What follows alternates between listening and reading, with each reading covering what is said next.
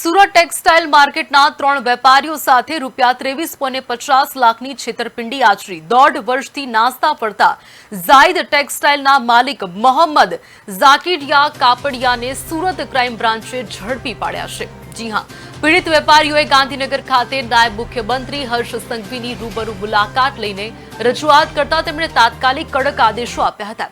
નાયબ મુખ્યમંત્રીની zero tolerance નીતિ હેઠળ ક્રાઇમ બ્રાન્ચે તપાસ તેજ કરીને માત્ર 7 દિવસના ટૂંકા સમયગાળામાં આરોપીને જેલ હવાલે કર્યો છે।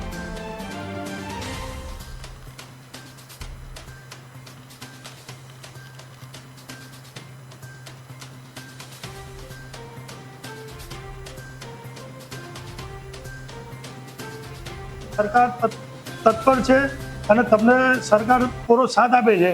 આપણે ડેપ્યુટી સીએમ હર્ષ સંઘવી જે યુવા નેતા છે કે જે આપણા ડેપ્યુટી સીએમ છે એ પણ આ જે લેભાગુ છે એમના ઉપર કડક કાર્યવાહી કરવા માટે પણ એ તત્પર છે।